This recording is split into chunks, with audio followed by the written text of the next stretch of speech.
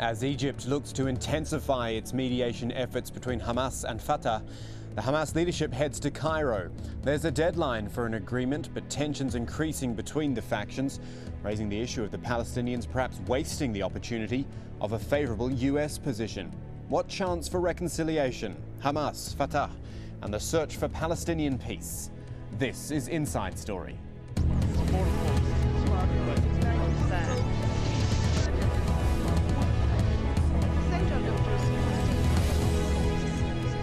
Hello there, I'm Kamal Santamaria. It is almost 2 years now since Hamas took over Gaza. It is more than 5 months since the war on the Strip. And still, there is no Palestinian unity. Why? Why can Palestinians not find peace and stop fighting amongst themselves? Well, there is no definitive answer, but it's not stopping the so far fruitless attempts to make peace. On Monday, the leader of Hamas headed to Egypt for talks about reconciliation with rivals Fatah. Egypt, of course, the mediator between the Palestinian factions, and has set a deadline of July the 7th, about a month away, to come up with a power-sharing agreement. It is the first time, we should note, in months that Hamas leader Khaled Mashal has visited Cairo. And it is just days after Egyptian officials spoke to Fatah leaders. Both groups were effectively summoned to Cairo after a series of violent and deadly clashes in Palestinian territory. Not Gaza, as you might imagine. This time it was in the occupied West Bank, and it was amongst the deadliest factional fighting since Hamas took control of Gaza back in 2007. 9 people killed, all up. Police from the Palestinian Authority carried out a raid on a house containing Hamas fighters, resulting in a gun battle on the streets, which killed 3 Palestinian police officers, 2 Hamas fighters, and the owner of the house. It will serve to increase tensions between the factions, with both sides pointing fingers at each other. Hamas went as far as threatening to pull out of the Cairo reconciliation talks. It claimed Fatah-dominated security forces were pursuing a politically motivated crackdown against Hamas activists. Unsurprisingly, Fatah accused Hamas of doing exactly the same thing in Gaza. And that's kind of indicative of the way things go between the two factions. Little agreement, but lots of finger-pointing. Have a look at this. This is a comparison of the way Hamas and Fatah view things and ultimately what stands in the way of reconciliation. Start with Fatah. It advocates restarting the peace process with Israel. It is against any perceived armed struggle or attacks on Israeli civilians. And it wants a Palestinian state to be established in the occupied West Bank and the Gaza Strip, East Jerusalem as the capital. That's Fatah. Hamas, on the other hand, has called for Israel's complete destruction, although at least one senior leader has said a long-term truce with Israel could be possible if it withdrew from the occupied territories. Hamas, of course, won parliamentary elections in 2006, but the Fatah leader and Palestinian President Mahmoud Abbas dismissed that cabinet in 2007, and then Hamas went on to take over Gaza, and there has been no political accord since. So that gives you some background to what's taken us to this point. Let's discuss it all with our guests now. Osama Hamdan, he is Hamas's representative in Lebanon, and he joins us from Beirut. From Cairo, we have Khalil Anani, a political analyst at the Al-Ahram Center for Strategic Studies. And Mark Perry rounds out our panel. He's an author and the director of the Conflicts Forum. He's in Washington, D.C. Gentlemen, thank you for joining us. Khalil Anani in Cairo, let me start with you. In the grand scheme of things, and by things I mean peace in the Middle East, Palestinian peace, Palestinian unity should be the easy part, shouldn't it? Absolutely, it should be an easy path, but unfortunately what we are witnessing since 2 years at least, that each part, Fatah and Hamas, is fighting against each other.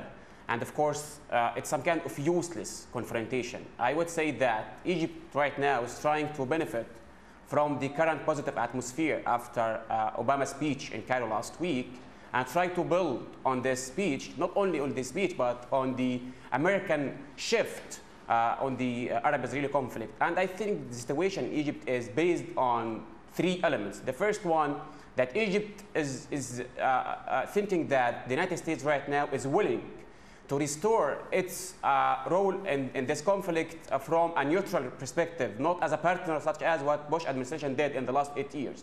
Second element in this regard, that Egypt thinks that this is the time and this is a golden chance for Palestinians to sit with each other and to resolve all the problems and to be ready for resolving the conflict with Israel. And here we have heard today that Obama administration is planning to resolve the conflict within the upcoming 2 years. So I think all parties should be ready for these moments. Third thing, I think that Egypt is trying to push both parties, Hamas and Fatah, to have some kind of national reconciliation by the 7th of July, because Egypt also still thinking that without having this kind of national reconciliation, nothing will happen on the Arab-Israeli conflict. So I think Egypt right now is trying to push and to gather all parties to have a common strategy and a clear plan for the upcoming few years. All very good points there, and I want to put some of them now to Osama Hamdan in Beirut. I think the phrase which really summed all that up from Khalil Anani was useless confrontation. 9 people killed in Qalqilia last week. What on earth is being achieved 2 years after Hamas took over Gaza? Nothing's been achieved. Well, let me say that it's not a war or a fight between Hamas and Fatah. It's a fight between the Americans and the Israelis from one side and Hamas on the other side. The Americans and the Israelis, through General Dayton, they are using Fatah against Hamas. So you're saying that's why 9 people were killed in the West Bank? That because it was the Americans? I mean, yes. Mr. Hamdan, this is surely about Hamas please. and Fatah. Let me continue, please. This is the fact for about more than 3 years from the day of the elections in January 2006. That happened several times. What had happened in Qalqilia, it is a kind of assassination out of the law. It's a killing out of the law. This is what had Hussein al-Sheikh said from the Palestinian Authority. He said, we killed those militants from Al-Qassam troops because they were undermining our commitments, our security commitments towards Israel. He said that in the Israeli media, it's published, everyone read that, everyone knows that. So they killed those militants not because they were confronting the PA or the police forces. They killed them because they were, as he thought, they were undermining the security commitments of the PA towards Israel. What I want to say in politics, everyone knows that Bush administration used the PA against Hamas. They thought that they will collapse, Hamas will collapse in front of Fatah. It didn't happen. After Obama's visit and his speech in Cairo, some people in Cairo, they believe there is a chance. And because of that, it's not only a chance for the peace process, it's a chance for Fatah to understand they will not be used after a while from the Americans and the Israelis. So if, as you say, that Hamas didn't collapse, you make a very good point there, that Hamas didn't collapse, then why not put all the efforts into uniting Omar Suleiman, who is the key go-to man in Egypt as far as negotiations go? February 26th, he said, I'm quoting here, Palestinians must unite ranks to fulfill the hopes of all for an independent Palestinian state. This is the future of Palestine at stake here. Why is there not more movement on unity? Well, there was no unity because in Fatah they believe that they can have the legitimacy from the United States and Israel. They don't believe till now for the legitimacy from their own people. We have discussed that for about 4 months. We have given all the chances for the negotiation to achieve an agreement, a conciliation for the Palestinian cause. But they keep undermining all the talks. For example, we accepted to have the elections, the presidential elections and the parliamentary elections at the same time, which Abu Mazen was asking for. But when we said that, they asked for changing the electoral law. When we have accepted to find a new prime minister for the government, the new ministers, not from Hamas or Fatah, they said they want this government to recognize Israel, recognize or renounce violence, as they said. So whenever we try to find a way for reconciliation, they try to undermine any possibility for that because they still believe they can use the support of the United States and Israel to undermine all the efforts from Hamas and to bring Hamas out of the political equation in Palestine. This is the main reason why till now there is no agreement between Hamas and Fatah. Mark Perry, your thoughts on that? Osama Hamdan telling us that it's Hamas is being undermined right the way through, and that's why, as I say, 2 years on from the takeover, we've moved nowhere. Well, I think the salient point here is is that Hamas won an election and that the United States very clearly attempted to undermine the Hamas-led government. And what we call the Gaza or the Hamas coup is really a Fatah coup, supported and funded in large part by the United States, and a coup, frankly, that Israel didn't support. I think the second important point to realize is that the Dayton Mission is training the Fatah-led national security forces. What we have emerging in the West Bank is nothing less than a police state as a result of this. The United States, by supporting the Dayton Mission, has actually chosen sides on Fatah against Hamas. My final point is that the United States realizes that their negotiations, certainly Senator Mitchell realizes these negotiations on a final status agreement aren't going to go forward unless there's a united Palestinian political environment. And yet the United States is following policies with the Dayton Mission, with the Quartet conditions, that are continuing to undermine Palestinian unity. And so we're caught. We're in a box. Washington is in a box. They want unity, and yet they're following policies that will cause divisions in Palestinian society. Khalil Anani, I think it's quite intriguing and interesting that both our other guests have brought up the issues of the United States and Israel when talking about Palestinian unity. Now, this is Fatah, this is Hamas, this is Egypt.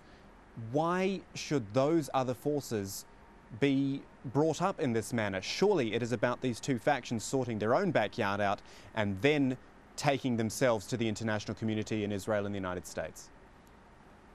Well, I think that first of all, I'd like to comment on what Mr. Hamdan said from Lebanon about that. I'm really surprised that Mr. Hamdan and most of Hamas leaders don't see any significant change in the American situation regarding to the Arab-Israeli conflict. No, I think they are wrong. They should rethink about their approach toward how to deal with the conflict. I think now we are witnessing a new, different environment internationally and, of course, regionally. And they should deal with this changes seriously. What he said about fighting between Fatah and Hamas in West Bank last week, we can say the same thing about arresting people in Gaza. They are belonging to Fatah. So I want to get rid of this cycle of dirty game to build on a common ground and a common platform between Fatah and Hamas. Unfortunately, after Gaza war last January, Hamas tried to benefit from this war to maximize and to impose its demands on all parties. Unfortunately, the same thing Mahmoud Abbas tried to do it when he went to the United States 2 weeks ago, and he came back and he thought that he has power and he should impose his demands on the other parties. I think that both of them shouldn't ignore that there is a Palestinian people who are suffering under this kind of confrontation. I'm still insisting that this is a kind of useless confrontation. I'd like to ask Mr. Hamdan, what exactly Hamas achieved since got power until now, except sufferness of people, closing all borders and increasing the international isolation of Hamas. So we should be realistic and we should look at the chances, not just take it as a words, but it's an actions on the ground. So I think let's let Osama Hamdan reply then. You've asked him a question there. Let's hear a reply. Well, I believe Mr. Anani is not living the Palestinian situation. He knows that part of the siege on the Palestinians is done by his own government.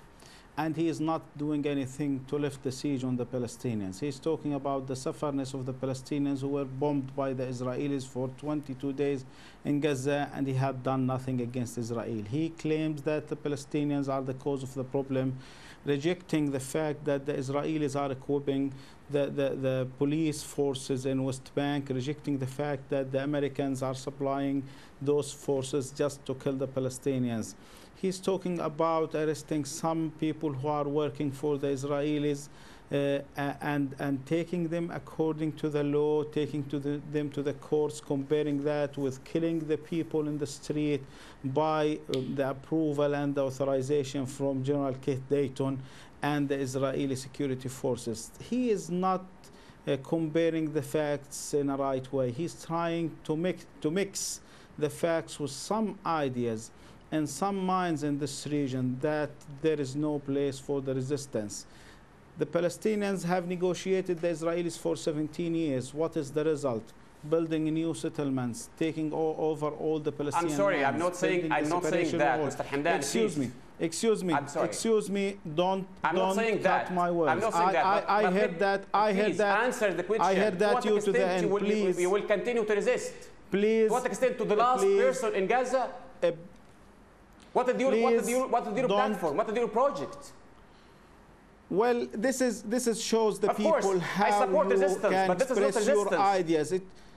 It shows the people that you do not accept the other ideas. It shows the people that you want just to implement your own ideas. You are showing the people that there is no democracy in this region just because we want to resist. You are against the resistance against the occupation. You want to live with the occupation, bring them to your country. Don't ask the Palestinians to accept that. Please, this is not an accepted way. Gentlemen, let me just jump in for a moment, please. I'm going to jump in because, unfortunately, with the satellite delay, we can't hear both of you at the same time. And I do want to also bring Mark Perry back in and discuss some other things, because all three of you have brought up the issues of President Obama, of George Mitchell, and I'd like to talk a little bit about now.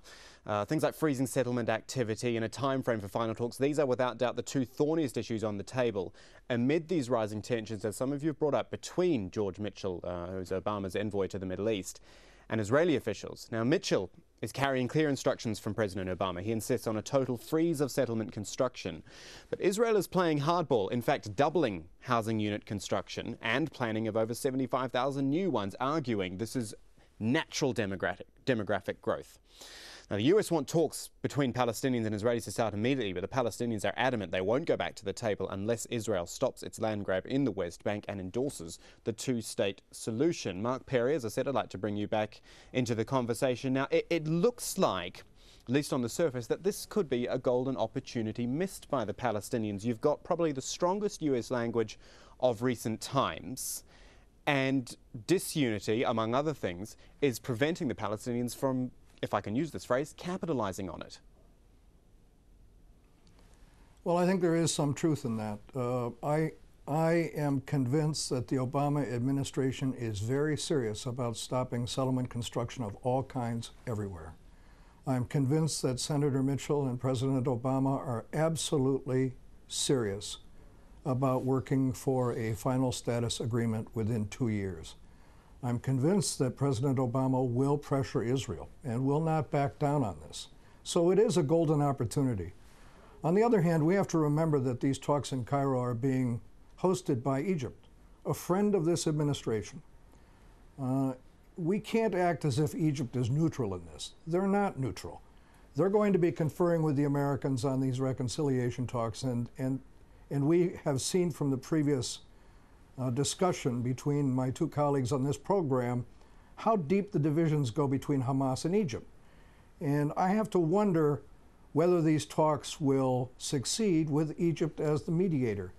Maybe we need to add other mediators. Maybe Saudi Arabia needs to step back in to reconcile these two parties. I'm not sure that these Cairo talks are going to work so long as Egypt is the sole mediator and conferring with the Americans every day. There has to be another way forward. What about the big step, though? You talk about another way forward. What about the big step? If the US is so serious, and the big step I'm talking about is talking to Hamas. Now, Obama is extending the hand all over the place. He's talking to Syria. He said Iran, unconditional talks with Iran. Khalid Mashal, in an interview with the Interview Press Service only a couple of days ago, says this: if George Mitchell, wants to meet me, we'll welcome him with a cup of fine tea. It looks like Khalid Mashal's extending the hand as well. Why won't the US do it? It seems like the perfect thing to do. Because the United States is committed and wedded to the three quartet conditions. And I have not been able to sense in the American position any kind of compromise with that. But I do think that there are ways for Hamas and for the Palestinians and for the United States to kind of move forward on language that both might agree with on what constitutes recognition and when that would take place. I hear Khalid Mashal loud and clear, and it sounds to me like while he's not softening his position, he's trying to find a way to include Hamas in these talks and unite the Palestinian political environment. And I think the United States welcomes that. But we have to find the right language here that would bring these parties together and have them sit at the table with Israel. And I think that they need to trust the good offices of the Obama administration to produce an agreement that is fair to the Palestinians, and that puts the United States in what it used to be, a very neutral position on this conflict instead of a pro-Israeli position. Osama Hamdan, just quickly, is Mark Perry right about that? Is that offer of a cup of tea from Khalid Mashal for George Mitchell, is that real? Is that there for him whenever he wants it? Well, I have to say that I was interrupted. I didn't continue my idea or complete my idea. My idea was I was concentrating on one point. There is a change in the United States language, and it's important to get the good benefits from this change. But I believe, without talking directly to the people who are involved in the Palestinian-Israeli conflict, this language will not bring us to any place. So because of that, we are trying to make it easy for the United States. We offer them, if they want a cup of tea with Khalid Mashal, that will be fine, but this will not solve the whole problem. We have to talk deep in the Palestinian issue, because we are talking about 17 years of negotiations between the Palestinians and the Israelis, which led till now to nowhere. I think the United States administration needs to talk about a new process with a new measurements, with a new basis, and everyone is thinking about the same process. He will face a complete failure in this process, because mainly the people who are dealing with this process, they are not functioning anymore now. Khalil Anani, Mark Perry made a really good point, I think, before, where he said, well, as I said, that there was all this extending of the hand from the US, but in the end, despite all the talk, it is still bound by what the quartet says. I want to take that a step further and actually ask you, do you think the US perhaps fears Hamas, fears its popularity, fears the fact that the people did elect them, the people wanted them, and doesn't want to deal with them because of what that, good point, what it might bring up? Mark Perry says it's a good point. I like that. Well, I think, generally speaking, I would say that I'm against any kind of seclusion for any political movement, whether Hamas or Brotherhood or Hezbollah. We should, or the United States should have some kind of strategy to deal with these parties, because they have to deal with them. But the point is that it is easy for anyone to say that there is no change in the American strategy, there is no change in the Egyptian situation, there is no change in the region, just to keep his demands on the table. I think that we should be more realistic than this. My colleague from Washington said that Egypt is not that neutral in this conflict. That's right, because Egypt has an interest here. But the point here that the approach of Egypt to deal with Israel is totally different from the approach of Hamas and who is behind Hamas. The Egyptian approach in this point that we should have peace with Israel for a significant reasons. One of them, to free and to return our lands. And I would say that Egypt at some day was occupied by Israel, but we returned our land by a peace treaty, not just by fighting them. Second thing, for Saudi Arabia tried to play a vital role in national reconciliation between Fatah and Hamas. And look what happened, that Hamas took over the Gaza Strip. So let's be realistic here and look at what we can do, what we achieve in the upcoming a few months without having this kind of clear vision. And that is where we are going to have to leave it, I'm afraid, gentlemen, here on Inside Story. I want to thank you all for joining us. Osama Hamdan in Beirut, Khalil Anani in Cairo, and also Mark Perry in Washington, D.C. Gentlemen, thanks for joining us. And thank you to our viewers for joining us here for Inside Story. You can send a comment or a suggestion if you like. Email it to insidestory@aljazeera.net. From the whole team, it's goodbye for now.